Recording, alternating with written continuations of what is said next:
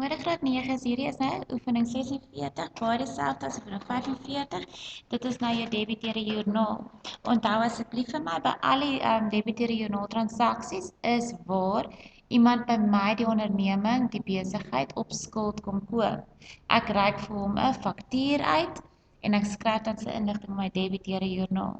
Onthou ook by my debiteure joernaal het ek altyd 'n verkope en 'n kosprys van verkope bedrag nodig en ons noem hom 'n D waar die kontant ontvangste joernaal transaksies kolletjie is, kontant betalingsjoernaal se transaksies bakkie is my debiteure joernaal se transaksies D's wat bestaan vir debiteure joernaal. Dis waar mense by my op skuld koop, ek reik 'n faktuur uit en ek moet twee bedrae hê, my verkope en my kosprys van verkope.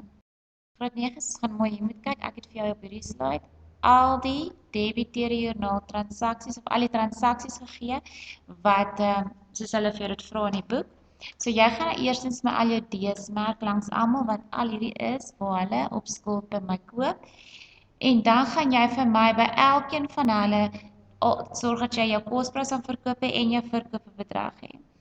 Jy gaan sien dat ek wel op hierdie spesifieke slide vir julle mooi aangetoon het, byvoorbeeld die 10de, het hulle vir my kos het hulle gesê ek het goedjies op krediet verkoop, so hulle het my verkoopbedrag van 1400 vir my gegee. So nou moet ek my kosprys van verkope uitwerk.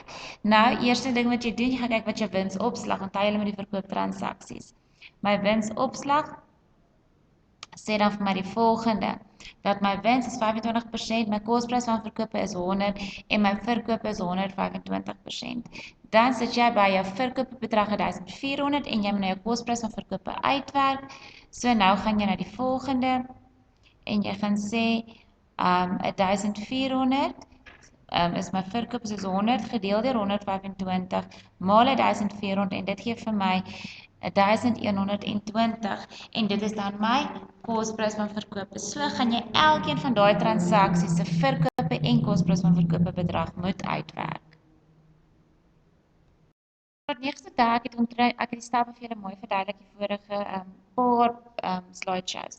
My stap 1 is waar ek my D's gemerk het. My stap 2 is waar ek my D's al hulle koste van verkoop en verkooppryse uitgewerk het soos op die vorige slide wat ek mooi vir jou daarso verduidelik het. Lees en verduidelikings ook mooi deur. En jou stap 3 is waar jy fisies al die transaksies in jou debiteure joernaal gaan inskryf. Dit wil sê dat jou dokument is jou faktuur wat jy uitgereik het, jou dag is wanneer transaksie plaasvind, jou debiteure is wie by jou op skuld gekoop het, die persoon se naam, jou verkope bedrag en jou kosprys van verkope bedrag. Dan gaan jy hom dood eenvoudig net inskryf. Want onthou jy het nou by die vorige slide onder die transaksies al jou blokkies klaar getrek en al jou verkope en jou koste van verkope bedrag uitgewerk. Julle moet 'n fantastiese dag hê. Ek hoop dit maak vir julle baie sin en julle sal sien die debiteure joernaal is baie maklik. Lekker dag. Bye bye.